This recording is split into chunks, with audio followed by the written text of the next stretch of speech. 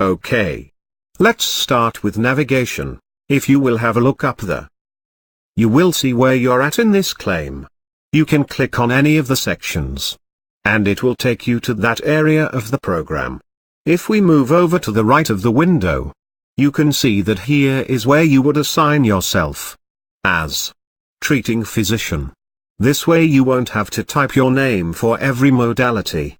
Simply click on the arrow of this drop-down box and select your name. Your name will appear in this list after you have entered your first patient. Next to that you will see this calendar box. Here you will enter your most common last chart date. Again, this is to help you, so you don't have to keep selecting the last day you noted, whatever it might be. Watch as a date is selected in this special calendar box. It really makes it easy.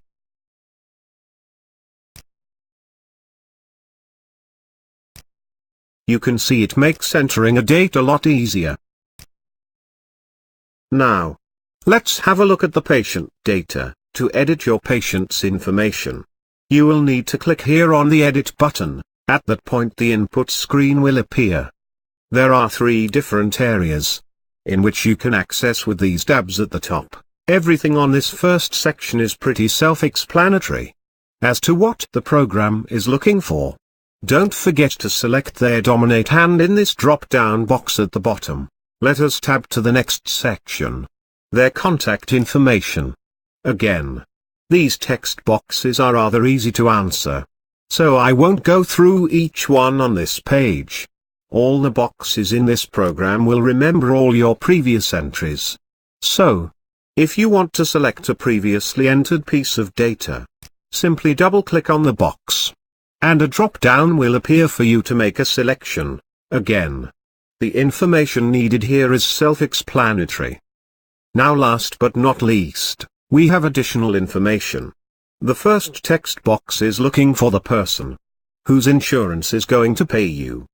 Next, you're going to enter your name, or the person who will be doing all the data entry. Underneath that box, where it says status, you have 2 choices: active or complete. You will leave it active until you have been paid in full. At that point you can mark them as complete. That way they won't show up in your patient list. It will still keep the record. You can undo this and show all completed records if you wish by selecting this in Settings. Next, we have the date of loss. This is the date the patient was injured. Sometimes the patient can be stoic and wait a couple days until he sees a physician.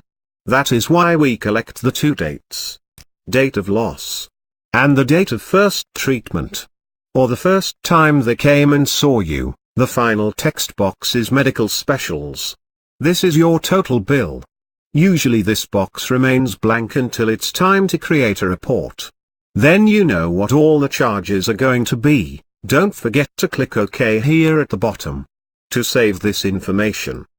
That's all I have for this section.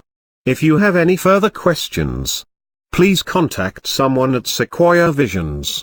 They will be happy to answer your questions.